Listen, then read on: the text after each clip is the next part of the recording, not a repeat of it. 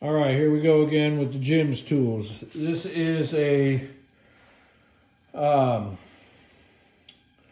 this is for removing and installing the cam bearings themselves. The inner cam bearing installer and puller are also Jim's that I have, and I'll show those here in a minute. But this is the kit to remove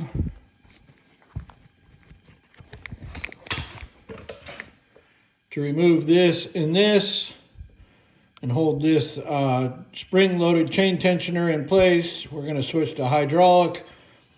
So the part number on that is, just buy the whole doggone kit. As you can see, these are spring tensioner. When you do these enough, for some reason you start collecting crap. But this is the ones that Harley gives you. It's this piece of wire.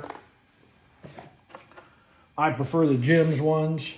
They have a nice red wax coating. Anyway, so this is Jim's part number 1277.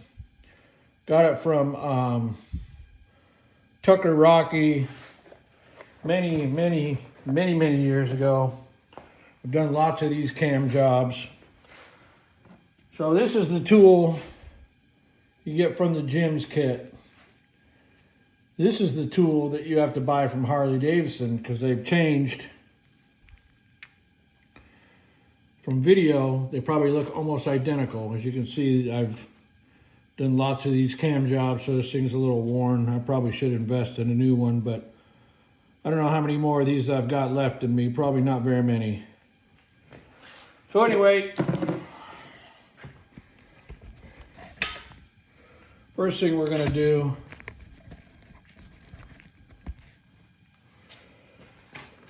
is we're going to take our chain tensioner tool. And I use this big crescent wrench, and you'll see why. I usually don't use crescent wrenches, but you'll see why here in a second. So you're going to take that little jig tool, and you're going to pull the chain tensioner back. And that's why I use this big crescent wrench. So now you can see the chain slack is off. Okay, so we'll set that aside. Now this is our sprocket locking tool. So you don't have to line, there's dots on these. You don't have to line these up right now because you're going into removal mode. So bike is still in 5th gear from earlier.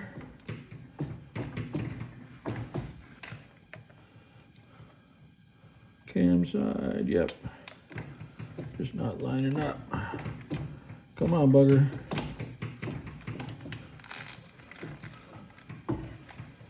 All right.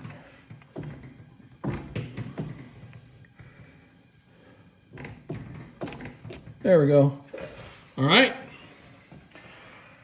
So we have our pin holding our spring-loaded chain tensioner.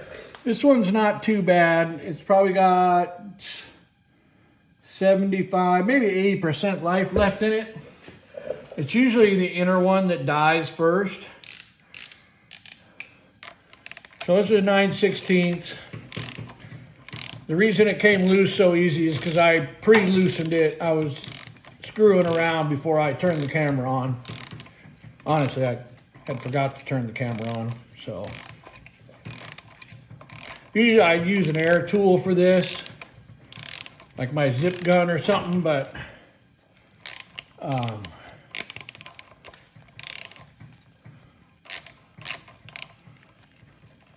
now every now and then I'll watch videos before I make them.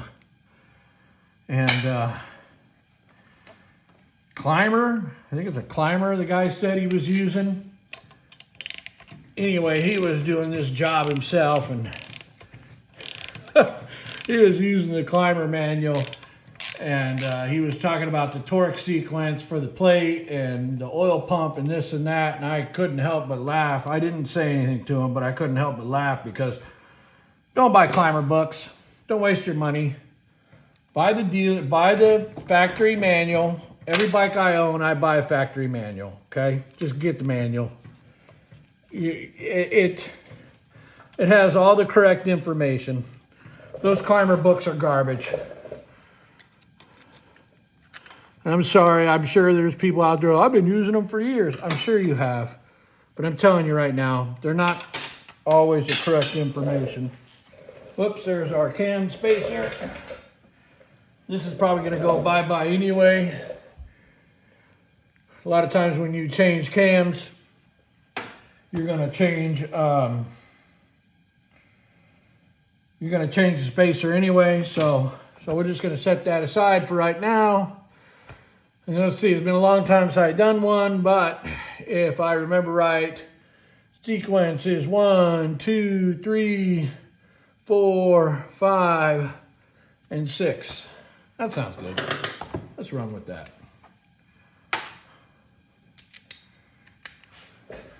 So what did I say? 1 and 2.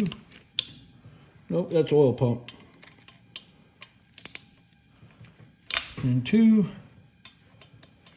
and 3 and 4, 5 and 6.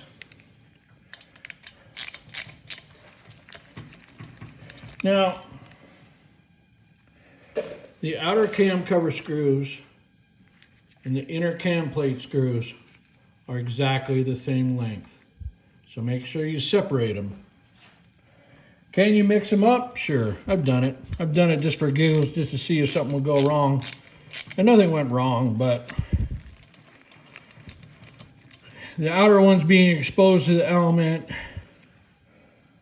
and having corrosion and, no, I'm wrong.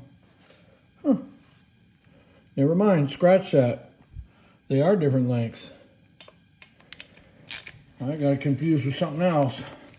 Like I said, it's been a while since I've done one of these. I've been out of the loop for a while. Can you still have faith in my abilities? Oh yeah, you can. There's no denying that.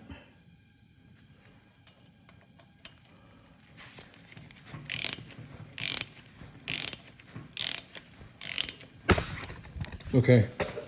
There's one thing you can't have me do, though, is work a camera.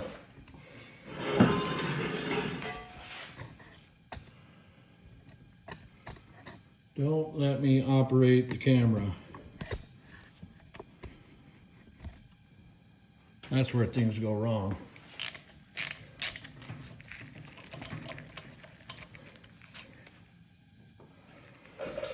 Three.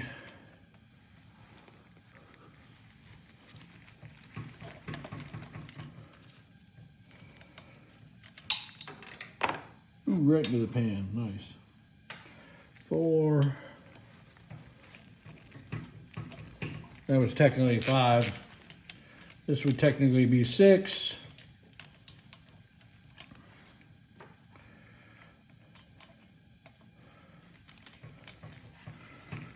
All right, so if you go into your factory book, here's your factory Harley-Davidson service manual. It will tell you to use, and again, I apologize for crappy camera work. It will tell you to use a little paper clip. Here, we're going to take these old rings out so we don't think about them later. We're just going to toss them. They're not going to be reused. A lot of stuff when you're doing this, just get new. Don't try to reuse. Then you're going to have leaks.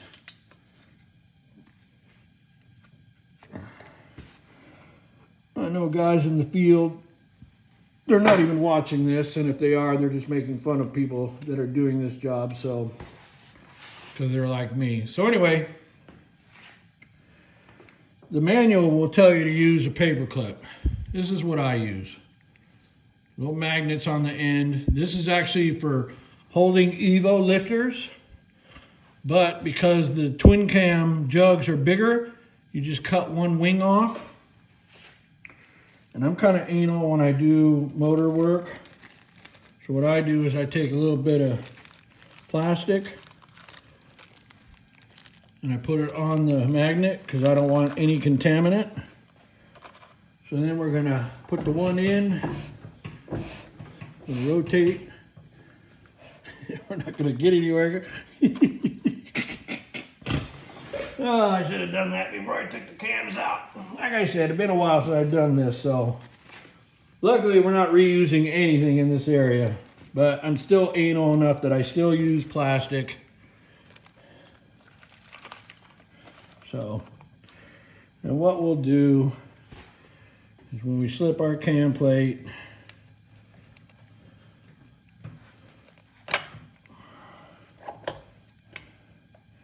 okay, there's our cam assembly. And as you can see, the inner shoe is fairly worn. It's probably below 50%, enough that I would change it.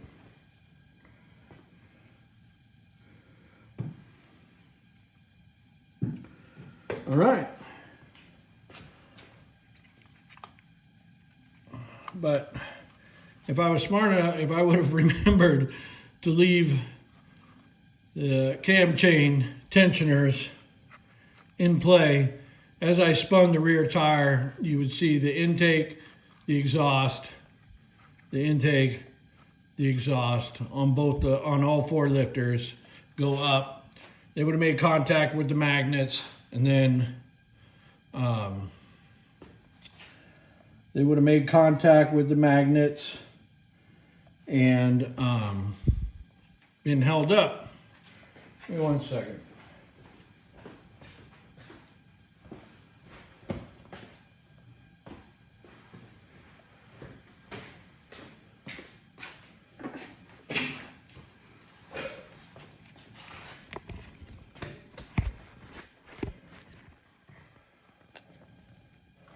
Bottom of the lifters.